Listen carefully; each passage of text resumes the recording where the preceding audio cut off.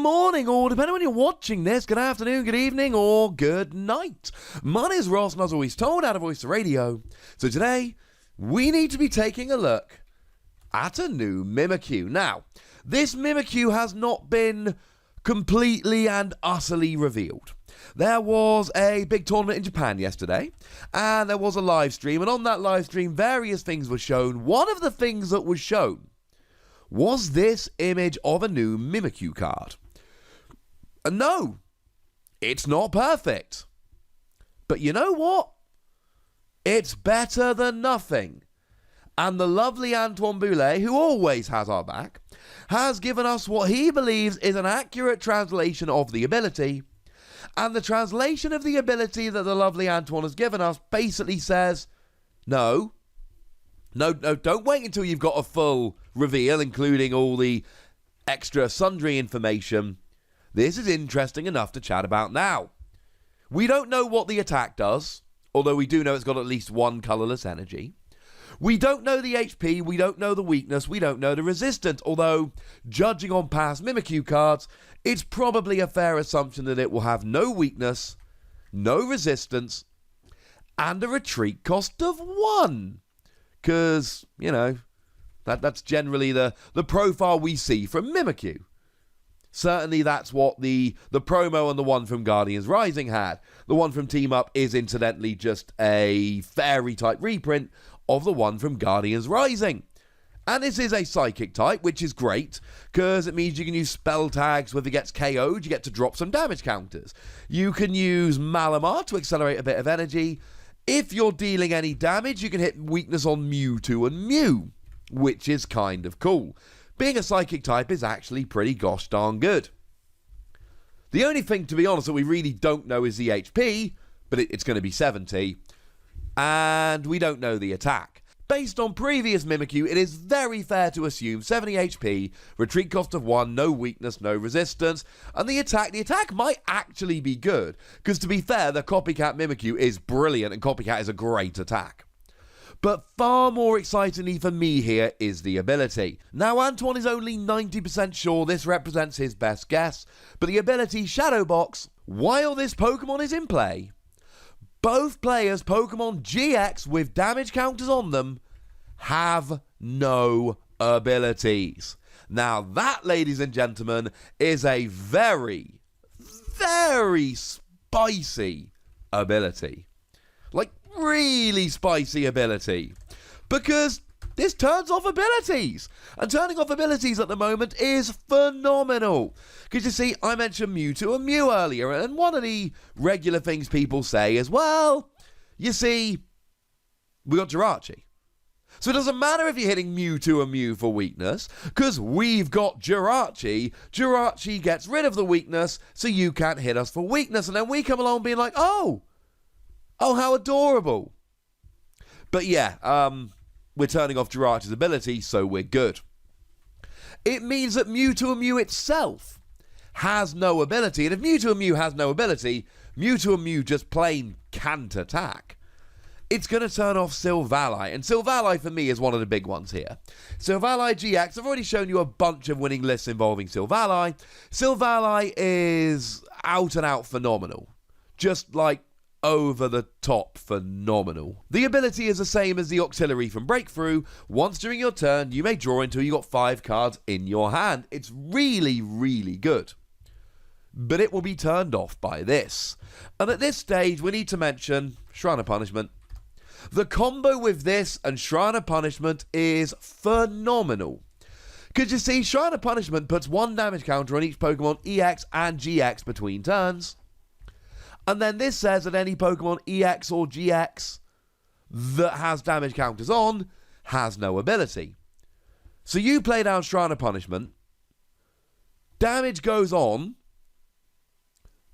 between turns, at the end of your turn, before your opponent's, technically between yours and your opponent's, and then when it goes to your opponent's turn, all of their Pokemon GX have damage on, so they cannot use abilities. This is wonderful. But it does usually give them 1 turn of abilities. So if we take something like Silvally, Silvally evolves from type Null. And type null is not a GX. There is no GX type null. In fact, and correct me if I'm wrong here, but I believe the only evolving GX we've actually seen so far is Eevee. So, your opponent can have type null out. They evolve into Silvally, they've not taken any damage from Shrine of Punishment, then they get to use the ability. If they time it really well or draw really well or whatever you want to call it, they can have type null out, evolve into Silvally, get rid of Shrine of Punishment, and then they've actually got that Silvally available until you play down another Shrine of Punishment. And that sounds great. That sounds like, well, why are we even caring about Mimikyu? Because how often is that really going to happen? How often is your opponent going to keep type null out, evolve up into Silvally just when they need it, on the same turn they can get rid of Shrine of Punishment, and even then, if you pop down another Shrine of Punishment, that ability gets turned off again.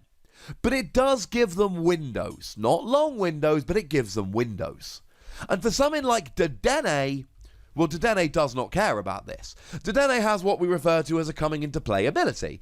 It is an ability that works when you whack it down on the field. You play it, you discard your hand, you draw 6 cards, and then Dedenne has no ability. Well, it still has an ability, but it doesn't do very much.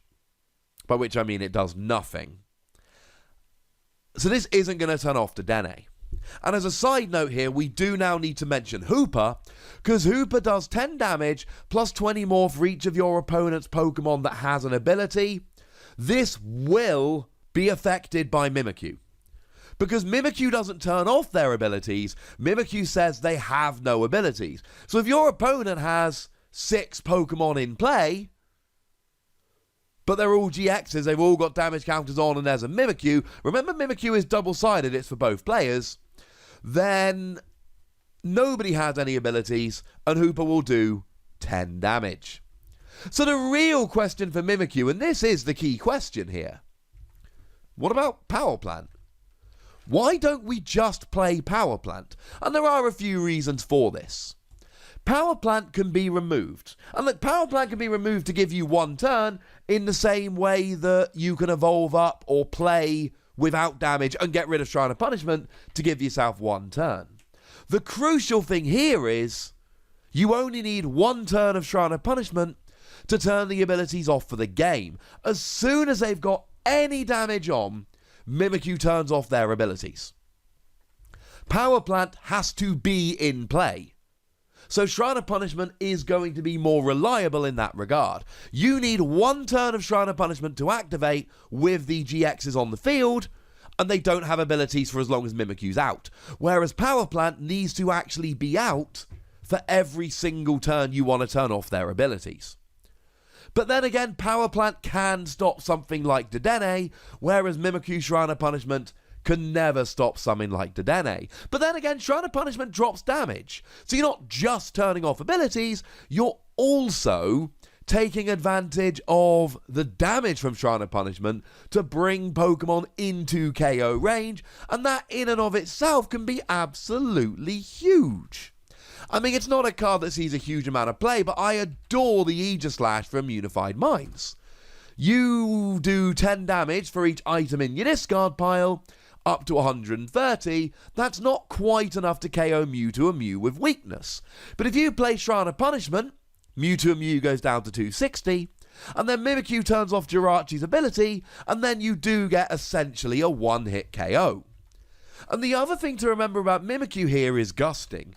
At the moment, everyone is playing Custom Catcher. You play 2, you get to gust any Pokemon off your opponent's bench, so that's going to allow them to deal with Mimikyu. Although it does mean they have to go after Mimikyu, not your attackers, and Mimikyu is like a basic Pokemon. And incidentally, I didn't mention earlier, but as a Psychic Pokemon, you get to use Mysterious Treasure. So even if your opponent KOs it with a gusting effect, you can just get a new Mimikyu out, and then they've used 2 Custom Catcher, and you've still got a Mimikyu out. Because they don't get abilities on the turn they KO Mimikyu, and you've then got a turn to get Mimikyu out, and then they still don't have abilities. And by the time you get your 3rd Mimikyu out, your opponent's out of Custom Catcher, and that's the game. Ha! Gutted. But the other thing is that by the time Cosmic Eclipse comes around, we should be using Great Catcher. I predict people will be. Discard 2 cards from your hand, swap your opponent's active with one of their benched EX or GX, EX and GX only. Well, that's pretty gosh darned awesome, because that means that people won't be playing Gusting for non-GXs.